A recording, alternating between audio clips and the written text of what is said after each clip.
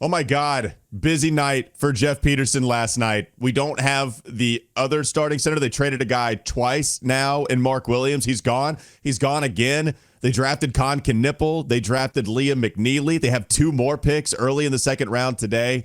What are the Hornets going to do? How do we feel about what the Hornets did last night? We talk about it all today. Locked On Hornets.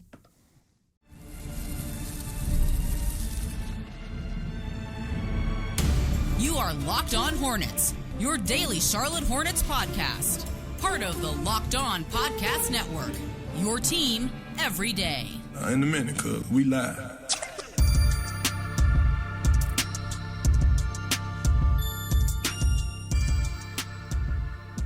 We have ourselves a first round to talk about. Jeff Peterson, busy man last night. We're busy as well. It's Locked On Hornets, part of the Locked On Podcast Network. It's your team every day. Thanks for making us your first listen. We're free and available anywhere you get your podcast. That does include YouTube. I'm Walker Mehl. You can listen to me on WFNZ every weekday from 12 to 3 p.m. Wes and Walker. Doug Branson, everyhornetsboxscore.com. Also Locked On NBA. And we need some help with this one. Send out the Nata bat signal. Nata. Oh, there you are. Nata Edwards. Here I am. Producer of the Ion College Basketball Podcast and not friend of the pod, family member of the pod here on Locked On Hornets. We're all tired. We were all up late. Yes. I didn't hear from Jeff Peterson. He didn't get to the table yesterday until 12:20 a.m. I'm going on 3 hours sleep. Doug has a baby, and he was doing a whole bunch of other stuff yesterday for the podcast network. Nata doing the same thing with his. That you guys did a whole draft recap on Ion College Basketball, yes, right? we did. We recorded at 1:45 in the morning. We're back to tournament schedule. Look, I look, free advertising. Like, I'm just skipping the coffee. I'm going right to the radioactive energy, the black Air Force energy drink of, like, that's what that is. I know. I'm gonna look like Blinky, the three-eyed goldfish in The Simpsons. After I'm done, I'm gonna drink 2 of these. I'm drinking 2. It's gonna be radioactive. Oh, boy. Okay, wild night. We go into last night thinking the 3 things. At least this is what we thought between me and Doug.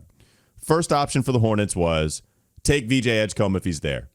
What is Philly going to do at number 3? Are they going to take VJ? Do they just take Ace? Nope, they take VJ. He's the 3rd overall pick. He's off the board for the Hornets.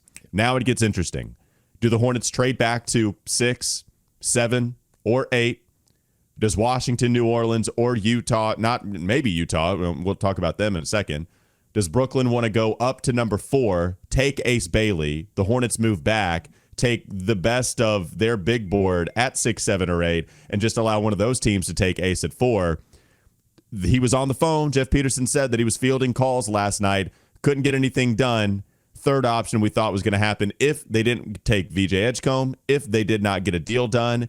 The next option was they were going to take Kon Knueppel. Sure enough, it happens. They take Kon Knueppel. Doug, we'll start with you. Thoughts on the Kon Knueppel selection at 4 last night?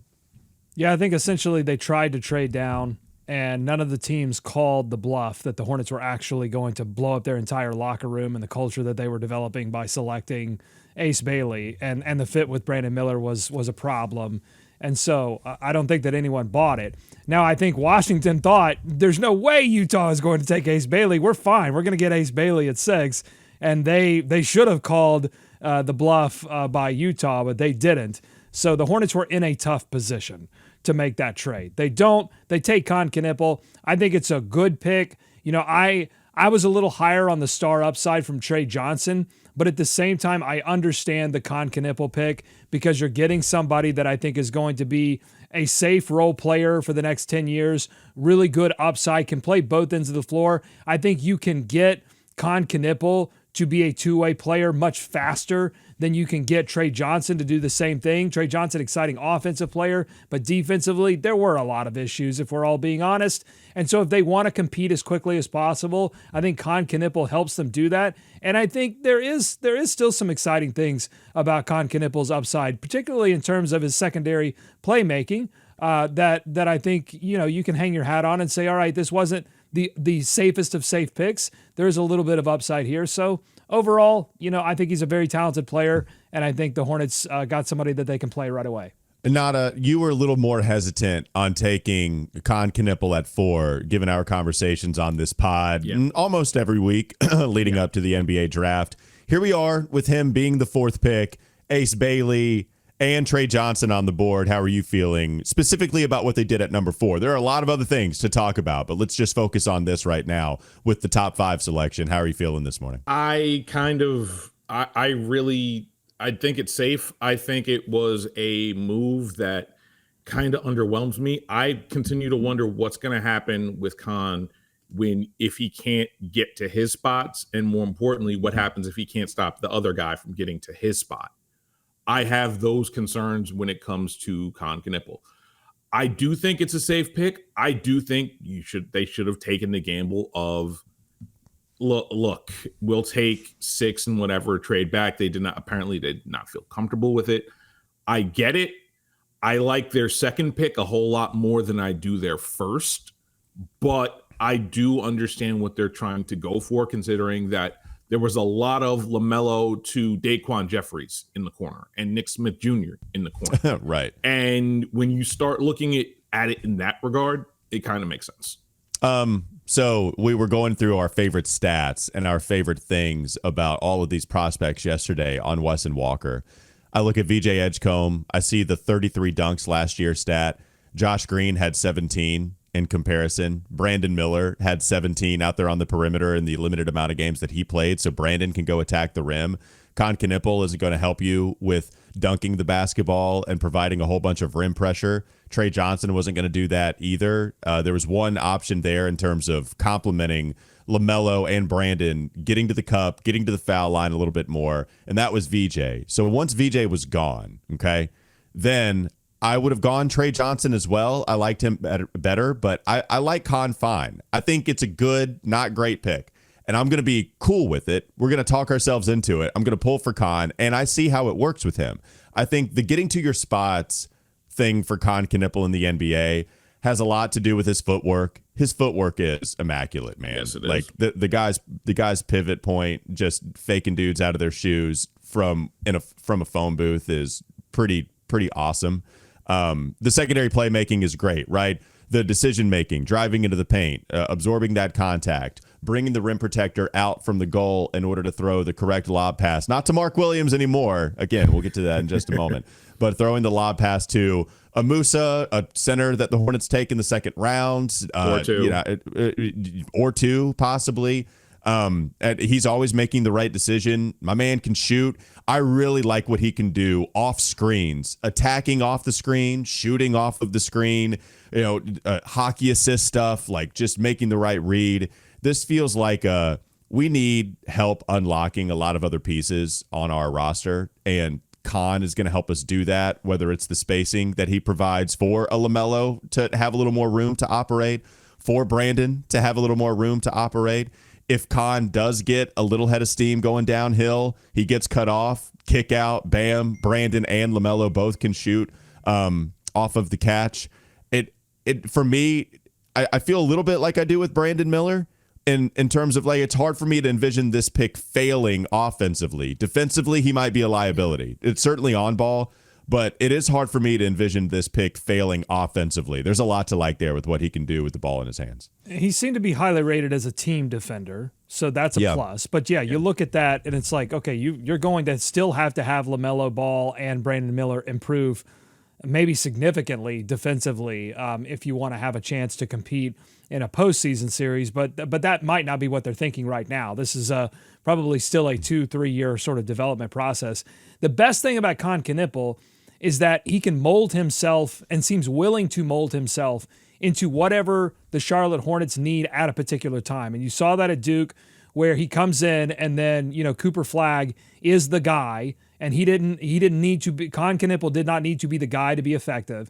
And then when Cooper Flagg was out, then Kon said, all right, I'm going to step it up. I'm going to rise to the moment. And so, those are character things that are actually super important for a young player coming into the league, because there are going to be those moments when he's asked to do those things, but there are also going to be moments of adversity. And I think we've seen him respond to both. And so in a draft in which I thought They've got to come away with a player that can contribute sooner rather than later, particularly when you consider that in the last draft, they took Tidjane Salaün, a multi-year project. I mean, I think they got a great pick here in Kon Knueppel.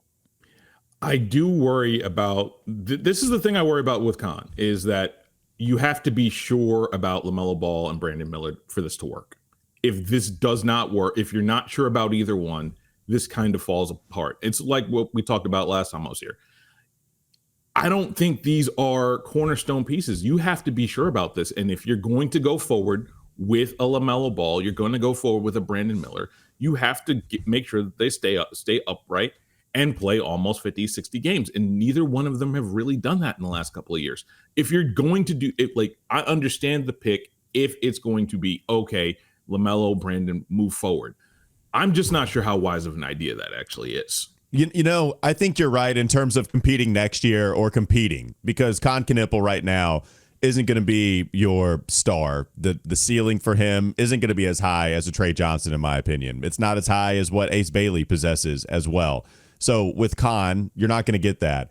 I do think that he's the kind of piece that you draft in the first round that does give you versatility if you decide to move off of LaMelo and Brandon. If you decide to go after whatever identity type of player you want to, you can go after him because Kon's going to be able to fit with that player offensively. Defensively, again, there are some issues, right? But offensively, you want to go get a ball-dominant guard? Great. Knueppel can just slide right in there. You want to go get somebody that is a better playmaker? They can actually help Kon play a little bit better in that regard. So I think Kon fits in well there. I just think that he's a real versatile player. You mentioned, like, you can mold him into whatever you want. How about Kon Clay Knueppel? Just a little ball of clay, whatever you need. We'll just form them into whatever you want here with the offense. So, like, going over some of his film last night again, we're doing all like the unathletic white guy stuff. Like, he's real crafty. He's got a high basketball IQ. He's first one in the gym, last one to leave. But it's accurate though. But like with him, there are some real footwork savant stuff where that's how he gets away from. Or that's how he gets by without the athleticism. The 2 foot jumping stuff is awesome. He's controlled. I think he will get to the foul line in the NBA. Jumping off of 2 feet and being strong. And like he's kind of a bull a little bit. Like he's not soft, man. Dude's tough, and I do like that. So I'm with it. I'm in. I wouldn't have made that decision. I would have gone Trey Johnson or traded back. But Kon Knueppel would have been my next choice, and I'm good with it. I'm in. I'm excited to see how it goes, and there are plenty of other things that the Hornets did last night and what they'll do today in the second round to help supplement what they did last night, drafting Kon Knueppel. Coming up next on the Locked On Hornets podcast. Bees everywhere! They made another pick last night at 29, and it's because they traded a guy again. They already traded him. They did it twice now. Mark Williams is a Phoenix Sun. He is no longer a Charlotte Hornet. What do we make of the trade? We'll discuss it coming up next. LOH. This episode is brought to you by Wayfair. There's nothing like stepping into your own outdoor space and feeling like you've escaped to a personal oasis. If you're wanting to update your patio this season, Wayfair has made it so easy to turn it into a space that feels like yours. Comfortable, stylish, and ready for summer. Wayfair has everything you need to level up your outdoor space. Conversation sets, outdoor bars, fire pits, the low bar. Could we make a low bar here with Wayfair? Go to Wayfair and make the low bar, baby. Hot tubs, gazebos, and yes, even the perfect string lights to set the vibe. It's like giving your backyard that resort feel without the resort price tag. Delivery is free, fast, totally hassle-free as well, even with larger items you might order from Wayfair. Now, whether you're hosting friends or just unwinding with a book, it genuinely feels like your own private retreat. Make it whatever you want to make it. Don't wait. Make your outdoor space your dream oasis today with Wayfair and enjoy it all summer long. Head to wayfair.com right now to shop a huge outdoor selection. That's Wayfair, wayfair.com. Wayfair, every style, every home. More Locked On Hornets ahead.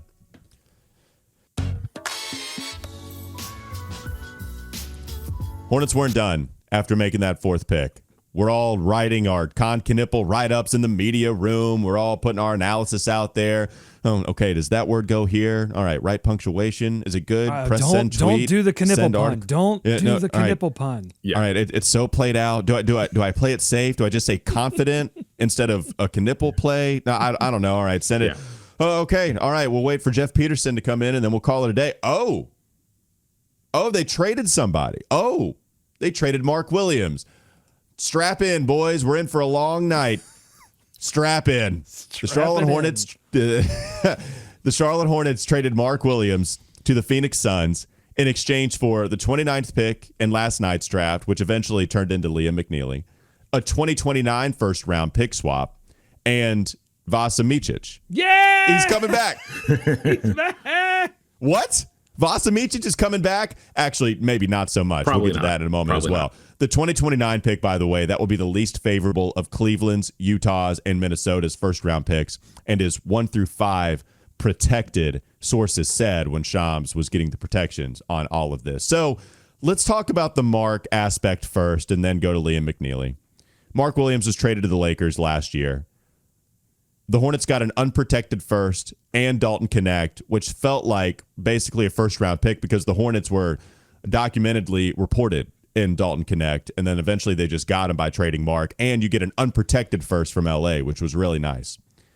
That trade was rescinded after the Lakers failed Mark Williams' physical. Okay, depending on how you want to word that. Mark Williams failed the physical. The Lakers failed Mark Williams' physical for him. He failed the physical regardless. Yeah. Weird vibes. I think Mark handled it well enough. You could understand why he wouldn't. There were some things that you could clearly tell bothered him, but it felt like there was a little sense of urgency to move on from Mark, but not so much that you would just deal him for whatever, right? Not so much that you would just deal him for anything less than what you thought he was worth. You still were motivated to move him. You get 2 first. You get a late first this year, and you get the least favorable of Cleveland's, Utah's, and Minnesota's first-round pick in 2029, a few years from now. It's not as good of a package as you got from the Lakers. It's probably a little closer to the value that Mark Williams possesses as a player right now going into year 4. But I understand why they made it. It's 2 first-round picks. They got a Liam McNeeley. They have another asset. They have another first to add to their war chest of all sorts of picks now. Doug, I go with you. What do you think about the trade, and even dabble in some Liam McNeeley analysis if you want to? I think that once they traded him to the Lakers, the well was poisoned. That there was no like reality in which Mark Williams and the Hornets salvaged that relationship. They did the best they could with it, and move forward. And I think Mark Williams had the incentive to, make sure that he was attractive enough to move on to another team and still have a role in the NBA after everything that happened. And I think he did so. He acted professionally. So salute to Mark Williams. Yeah. Did not have to do that, and he did. And so I think that's a good way to put it. Yeah. Like everything you just said, I think that's a really good way to put it on both fronts. And now he's a member of the Suns.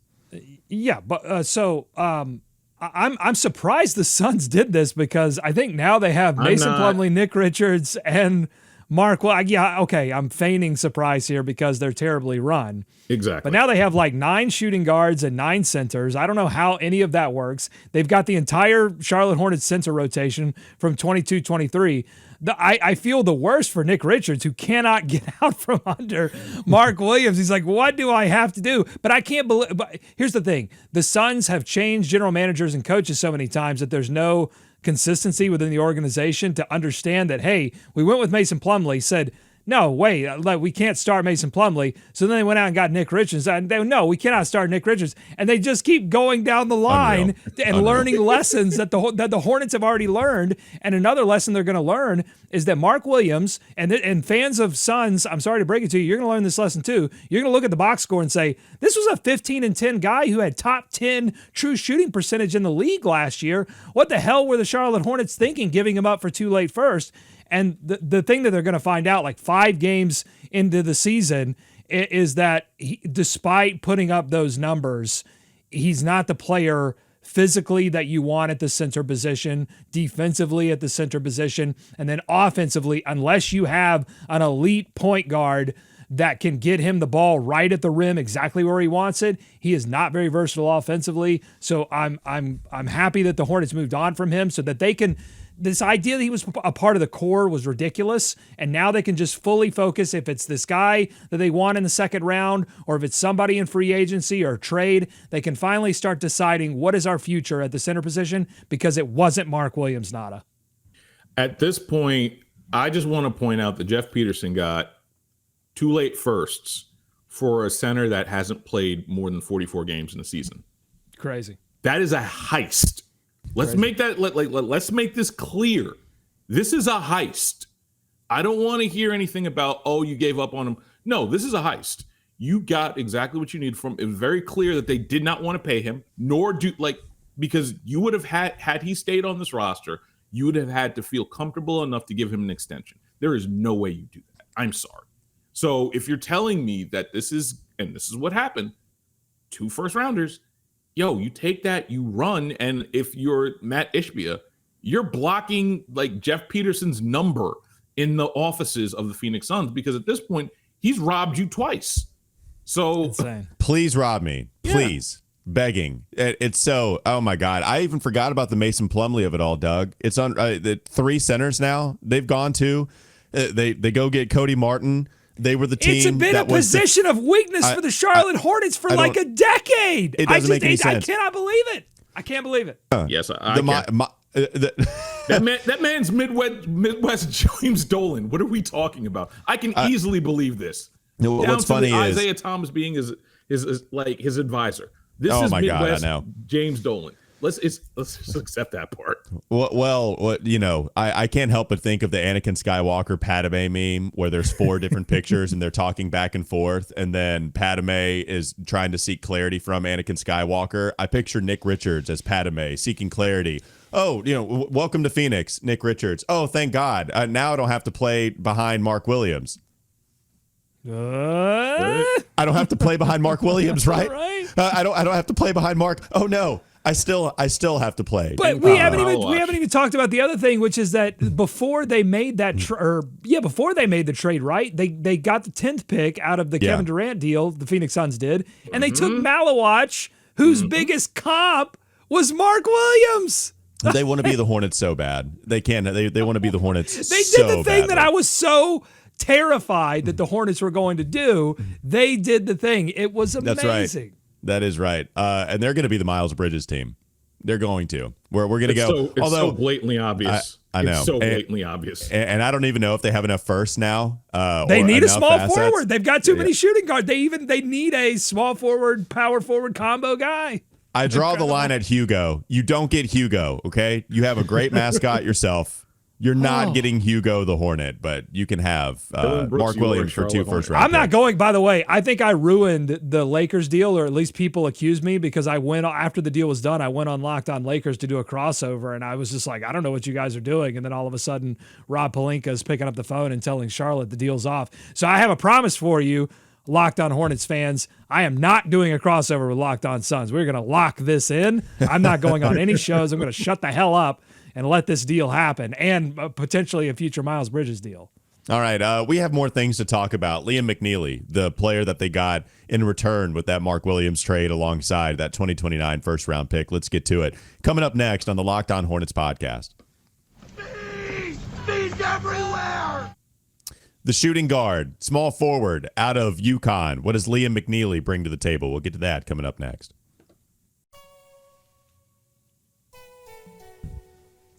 This episode is brought to you by Skims. When I found out Skims was making underwear for men, I was intrigued. I've heard so much about their quality from friends and family, so I had to give it a try. And let me tell you, it lives up to the hype. I've always had issues with underwear, whether it be fit, comfort, just finding the right style. But Skims can change all of that, and it can change for all of it for you too. Their men's line offers something for everyone, from boxer briefs to classic briefs, all designed with the perfect balance and comfort and style. You can go to Shop Skims Men's at skims.com. Let them know we sent you as well. After you place your order, select podcast in the survey and select our show, Locked On Hornets, in the drop-down menu. Locked On Hornets, select that in the drop-down menu so they know that we sent you. Go to Skims Men's at skims.com. Again, skims.com. More Locked On Hornets ahead.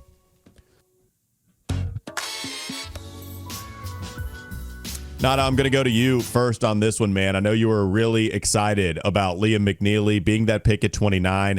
I saw a few people that had him high on their boards, and he had the ankle sprain last year at UConn. Mm-hmm. The box score doesn't look great in terms of the efficiency, but I think some of that actually was affected by the ankle sprain, was shooting quite well before the ankle sprain, which is nice. But there are a lot of people that are high on this pick, including you. Tell us what you like about the UConn wingman being drafted here by the Charlotte Hornets.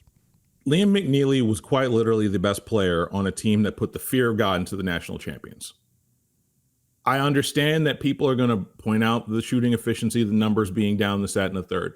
I want to point out this while we do this, that his point guards were Solo Ball, who's not really a point guard, Hassan Diarra, who decent college point guard, but a guy that may not even be playing in Europe next year. And then you have Aiden Mahaney, who was so bad at point guard that Danny Hurley had to move him to two guard, and then he subsequently transferred right after that. This guy is going to be a very, very, very good pro. I think they drafted an absolute 10-year guy in the league, and I think he's going to end up being a Sam Hauser type. And mind you, those guys don't come cheap. So you're telling me that you got yourself a 10-year shooter that is going to be able to hit shots. I do want to remind anyone that's complaining about this, Daquan Jeffries started 25 games for this team last year. No. Do not complain. Like, instead of LaMelo to Daquan Jeffries in the corner or LaMelo to Nick Smith Jr. in the corner, now it's Kon in the corner. Now it's Liam McNeely in the corner. I think this is a really awesome swing, especially for a guy that you weren't going to keep in Mark Williams.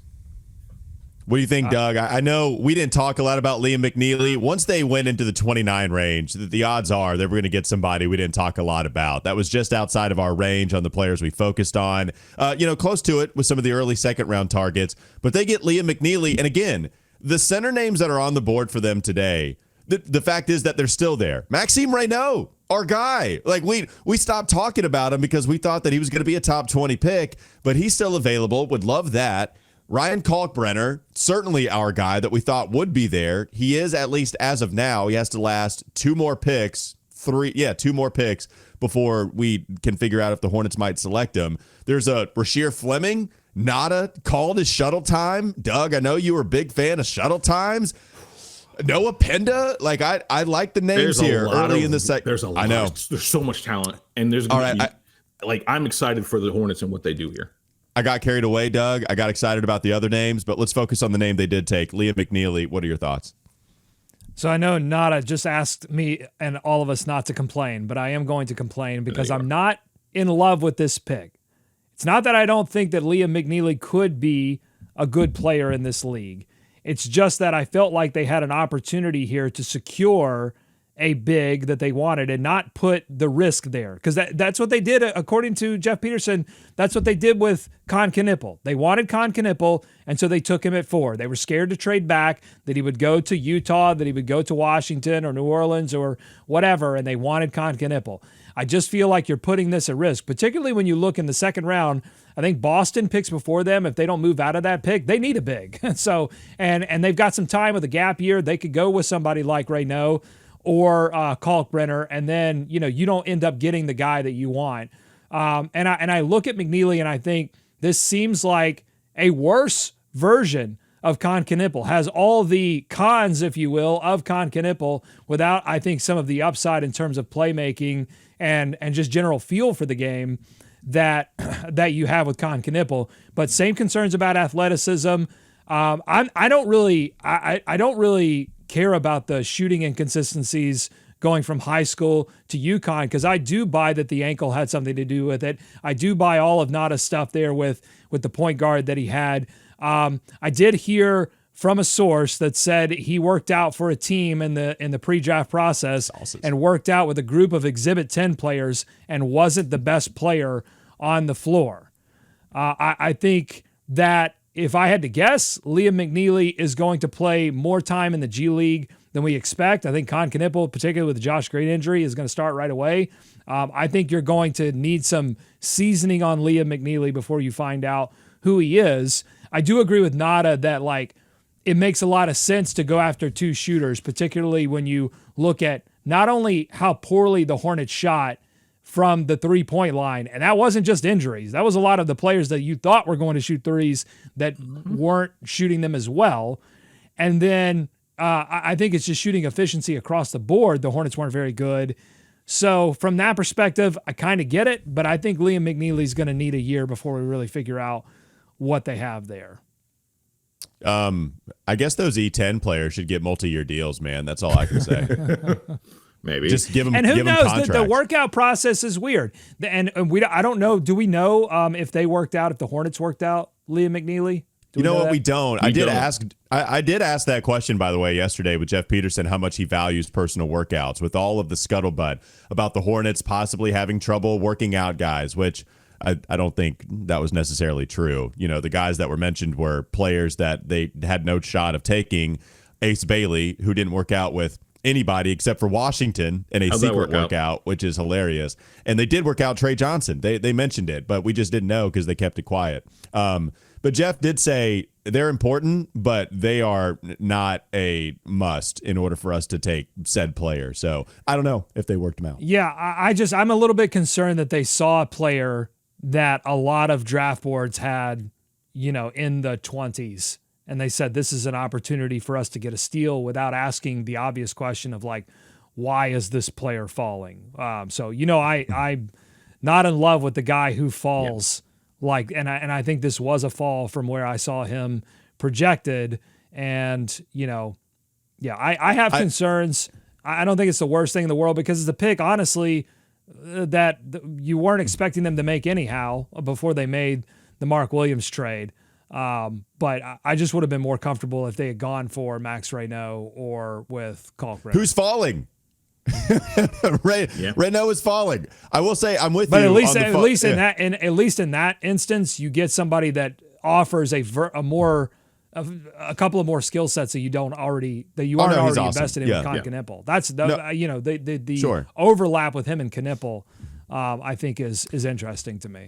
I also asked Jeff Peterson about differences in their game, and he talked about Knueppel having a little more playmaking to him. He talked about Knueppel being essentially stronger, being able to guard a little bit further up the position ladder than what Liam McNeely is going to be able to do. I heard him say Liam McNeely could guard up. I don't... That one was a bit much for me. I think there's some hope there.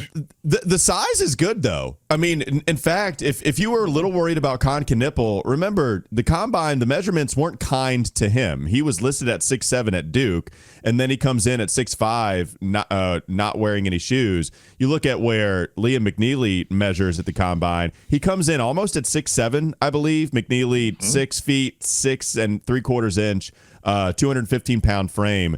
The wingspan is only 6'9" at that kind of frame, so a little bit smaller, but it's not, not Kon. It's better than Kon's wingspan. He's an NBA player, guys. I think the body is, I actually kind of like the size that McNeely has. I'm in on McNeely too. I'd rather have Raynaud. I'd rather have Kalkbrenner. I would rather have Fleming. I mean, just like a traditional 3-and-D. That's the thing too. When you look at both of these players, you go, okay, that's a lot of 3. But a lot of question marks about the defense. You've got a coach in Charles Lee who wants to be a defensive-focused team. You also have him wanting to shoot a lot of 3s. So in some ways, this makes a lot of sense. In some ways, it doesn't. I would ask you, though, isn't Fleming just as much of a falling knife as Liam McNeely, though? Well, yeah. I mean, there were a lot of falling knives. I'm just saying. When you get to the bottom of the draft, that's going to happen. Well, I guess that's the point, though, right? Like, that's not my biggest. Fall. That's not my biggest qualm with Liam McNeely. Yeah. I just wanted them to target. I just felt like when they got the 29th pick, I thought, oh, this is a great opportunity for them to move those 2 second-round picks and do whatever they wanted to with them, and you get a big prospect, and there are a lot of good big prospects. And with Max Raynaud, there was a little bit of a fall, but to me, that was a regression to the mean because, I think Max rose, and then there was sort of a reality check, whereas Liam McNeely, I think through this whole process, I've seen him in the 20s. Well, I will say in our Locked On podcast mock draft, he did not get selected at all in the first round. Like I actually think that he kind of was slotted, but I've seen Keith Smith, who we're actually going to have on today for Weston Walker, top 10. I've seen some of them top 10. I've seen a lot of them. He's kind of all over the board. Here's what I'll say. I think their vision last night in selecting Kon Knueppel and Liam McNeeley was, let's get smarter. Let's just have a team that's cohesive. It's a little not in the terms of getting out in transition and running and having the basketball pop as much as what the Indiana Pacers do. But we've been spending this entire postseason run trying to figure out what we can take from the Thunder, what we can take from the Pacers, these small market teams that go on these incredible runs to the NBA Finals by leaning all the way into a certain identity. I think what the Hornets are trying to build now is a bunch of space out, have a bunch of shooters to help LaMelo and Brandon. You still need some rim pressure. There are plenty of things that the Hornets need to address, but you need guys that are going to make the right plays. I do think Liam McNeeley is a smart basketball player. Again, you see him as a former top 10 guy coming out of college, good enough for Hurley to go recruit. I kind of like the pedigree in that regard of here was somebody that was extremely highly recruited, shot really well, had an injury. That affected the shot, in my opinion. Falls a little bit maybe because of the injury, and then you look at the box score, you don't love the efficiency numbers, but perhaps that's a mirage for what he truly is. And he's also just really smart. I think during draft processes, I've missed mostly on guys, both in not wanting them and wanting them, like in terms of undervaluing and overvaluing, I should say, like feel for the game. Mm-hmm. I think feel matters a lot. And I think both of these guys have a really smart feel in the game. And I think that's going to help this Hornets offense with their decision making, with getting the best out of other players. And I'm hoping that they address center. There's still a lot of good names on the board here. So you have Fleming, Kalkbrenner, Raynaud, and you need, there's only going to be 2 picks before you select at 33 and 34. We'll see what they decide to do. Nata, final thoughts on what the Hornets did, what the Hornets are going to do early in the second round. Just final thoughts as we end the show today. Hornets DNA is taking shape. Like, quite literally, they want smart players that can actually shoot. And now we see what they want. It's going to be more of that Milwaukee 5-out style. I couldn't be happier. I couldn't be more excited, despite the fact that I kind of wanted Trey Johnson here more. Okay. Doug, final thoughts. Charles Lee wanted to shoot a lot of threes and got a rude awakening last season. This team did not have a lot of three-point shooters. So the Hornets addressed a need very clearly in this draft. That's a win. And they didn't do what Phoenix did, what New Orleans did by trading an unprotected first-round pick to move up 10 slots. God. They didn't do anything insane in this draft, and we can always count that a win when you're a fan of the Charlotte Hornets. It's so good. Don't do anything insane. It actually leads to a conversation that I want to have maybe in the in our next episode when we address the second round, like the importance of fit. The philosophical question of how much fit matters. No, you just draft best player available. Well, maybe they do want them to fit a little bit. That does matter in terms of having players go to the right situations. Well, these guys both fit the way that Charles Lee wants to play. And I think we did have that kind of right when assessing the Trey Johnson, Kon Knueppel, Ace Bailey of it all. Do they want to go after a player that fits within the scheme that Charles Lee is going to coach with? It doesn't look like Lee's going anywhere. There's organizational alignment between Jeff Peterson and Charles Lee. He's only here for 1 year. He's not going to get fired this upcoming season. Fingers crossed for him, I guess. I don't think so. So with him being a part of the process, Jeff Peterson mentioned that yesterday, clearly scheme mattered, and they got some players that fit what the Hornets do very nicely. We got a second round to also enhance this team coming up today. We'll be back maybe tonight. I don't know. We're going to have to schedule that off air, but we'll try to figure out when the next pod is going to drop right here on Locked On Hornets. Nada's the man. Thanks again to Nata for helping us out, staying up late, waking up early, helping us out here, breaking down the prospects. Nata Edwards, Nata the Scribe on Twitter. Listen to Ion College Basketball Podcast with Gary Parrish and Matt Norlander. Nata is the producer behind the scenes. Doug Branson, everyhornetsboxscore.com. Also Locked On NBA. You guys got a lot to talk about, Doug. I can't wait to tune in with Matt Moore and Hayes and Doug Branson, our very own, breaking down the entire NBA draft. And I'm Walker Mehl. Listen to me, WFNZ, every weekday. We'll be talking more about this draft from 12 to 3 p.m., 92.7 FM. It's a fun one, boys. I'll see you tomorrow.